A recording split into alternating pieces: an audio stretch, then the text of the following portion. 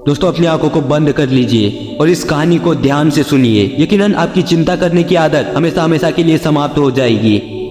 एक दिन भगवान बुद्ध अपने शिष्यों को प्रवचन दे रहे थे। तब वहाँ एक व्यक्ति अपनी बेटी को लेकर आता है और जब प्रवचन समाप्त हुआ तो भगवान बुद्ध उस व्यक्ति को अपने पास बुलाते हैं और उनको अपनी समस्या बताने को कहते हैं। तब वह व्यक्ति अपनी समस्या को बताते हुए भगवान बुद्ध से कहता है, तथागत, ये मेरा इकलौता पुत्र है। इसकी उम्र 20 वर्ष है, लेकिन ये हर वक्त थका थका सा रहता है। ऐसा लगता है कि इसके अंदर जान ही नहीं है। इसका स्वभाव भी काफी चिड़चिड़ा हो गया है। छोटी छोटी बातों पर गुस्सा हो जाता है। इसकी देखने की क्षमता भी कम हो गई है। बाल सफेद पड़ने लग गए। इतनी कम उम्र में इतनी बड़ी उम्र का लगना, मुझे तो कुछ समझ नहीं आ रहा। जब मैं अपने पुत्र को एक वैद्य जी के पास ले गया तो उन्होंने कहा कि आपका पुत्र तनाव बहुत अधिक लेता है। उन्होंने एक औषधि भी दी और तनाव कम करने को कहा, लेकिन उनके बहुत समझाने के बाद भी मुझे तनाव का मतलब समझ नहीं आया कि तनाव है क्या, ये कैसे आता है। हे तथागत, आप ही इसका कोई समाधान बताइए। ये सब सुनकर भगवान बुद्ध उसके पुत्र को ध्यान से देखते हैं, उसके चेहरे को देखते हैं, उसकी आंखों को देखते हैं। तत्पश्चात भगवान बुद्ध उस व्यक्ति को कहते हैं, तनाव लेना कोई नहीं चाहता, लेकिन फिर भी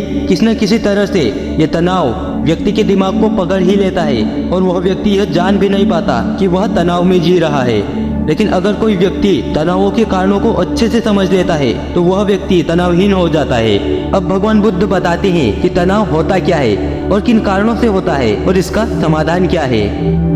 जब भी कोई व्यक्ति किसी काम को कर रहा होता है लेकिन उसका मन कहीं और ही भटक रहा होता है, अपनी कल्पनाओं में होता है, तब उसके शरीर और मन के बीच एक दूरी पैदा हो जाती है और इसी कारण उसमें तनाव उत्पन्न हो जाता है। क्योंकि वह व्यक्ति कहने को तो अपने काम को कर रहा है, अपने शरीर से तो काम करते हुए दिखा रहा है, लेकिन उसका मन, उसकी सोचने समझने की क्षमता कहीं और ही है।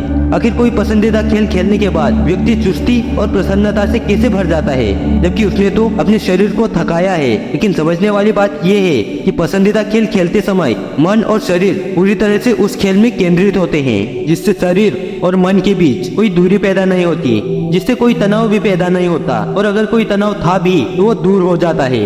लेकिन इसके विपरीत जब हम कोई ऐसा काम करते हैं जो हमें पसंद नहीं होता तो हमारा शरीर तो उस काम को कर रहा होता है, परंतु हमारा मन कहीं दूर कल्पनाओं में ही भटक रहा होता है। हमारे शरीर और मन के बीच दूरी पैदा हो गई और तनाव ने जन्म ले लिया। इसलिए व्यक्ति को आवश्यक है कि एक समय पर सिर्फ एक ही काम को करे, अपने शरीर और मन की पूरी शक्ति सिर्फ एक काम पर लगाई, जिससे मन और शरीर के बीच दूरी उत्पन्न न हो और तनाव का जन्म न हो। भगवान बुद्ध अंत में कहते हैं कि एक बार में सिर्फ एक ही काम को करो। अगर भोजन कर रहे हो तो सिर्फ भोजन का आनंद लो। अगर चल रहे हो तो अपना पूरा ध्यान सिर्फ चलने पर लगाओ। पूरे मन और शरीर के साथ, पूरे फोकस के साथ एक समय में सिर्फ एक ही काम को करो। यही सबसे आसान विधि है चिंता या तनाव से मुक्त रहने की।